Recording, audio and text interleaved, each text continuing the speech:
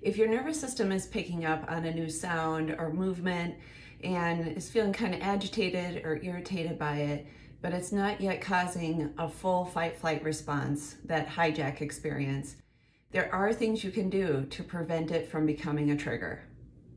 I'm going to share a number of strategies here, but essentially what we're doing with these strategies is trying to let your survival brain or your nervous system know that's not important and I'm safe.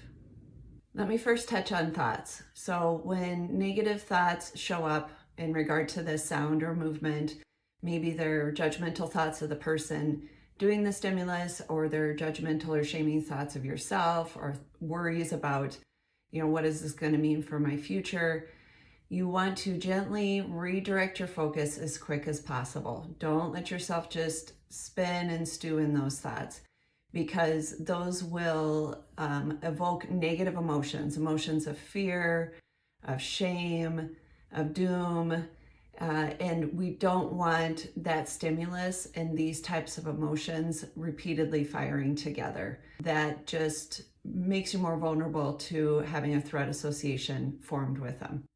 So when these kind of thoughts show up, as quick as you can, gently redirect your focus to something of okayness in the present moment, or to one of the sensory strategies I'm going to name in a bit, or using a mantra such as, I'm safe, I'm noticing that sound, so what, moving on, or I have options, I'm in control.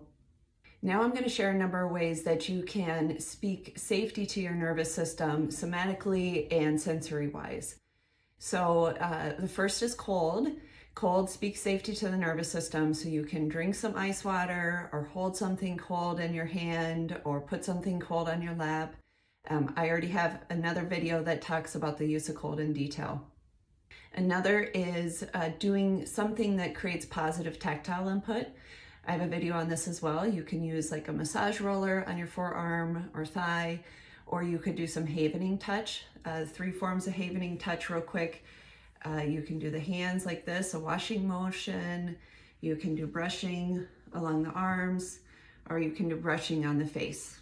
Okay, these 3 forms of touch have been shown to release feel-good chemicals, help your nervous system know you're safe.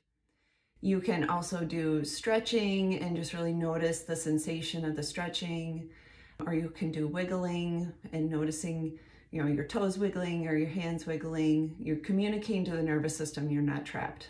You can do tightening, tensing and releasing of muscles such as the hands, the toes, the glutes. Just consciously do that, holding it and noticing the tightness and your strength, maybe for 10 seconds, and then gently loosening, but continuing to notice the muscles, the areas of the body that you were tightening, what it's like in those areas as they loosen. So it's actually noticing that contrast that's helping speak safety to the nervous system.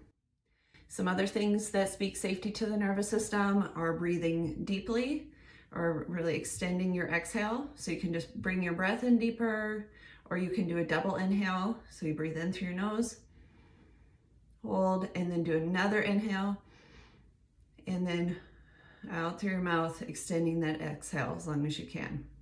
Or you can do square breathing. So you might inhale to a count of 4, hold for a count of 4, exhale to a count of 4, pause for a count of 4, okay? We're trying to breathe in a way that tells the nervous system you're safe. Another thing you can do, maybe if you're not out in public or you're just in your car or something, is you can do some eyebrow lifts. Kind of think of like the expression you would have when you're excited to see someone. Grinning also, or smiling, speaks safety to the nervous system. That's opposed to the scowling we might default do if we're not aware of what we're doing. Also, inviting your jaw to soften, that's going to speak safety versus clenching it, or just having a more open posture speaks safety versus being tight and rigid. Another thing you can do is just bring your conscious awareness to where there's support for your body. So that might be from the chair beneath you or the floor beneath you, and just being aware of where that surface and support is, and just taking in that support a little more consciously. You can learn more about these strategies and additional strategies in my book. Again, what we're trying to do is just do things that signal to the nervous system that you are safe and you have agency, and that this sound or movement, stimulus does not need to be added to the threat list.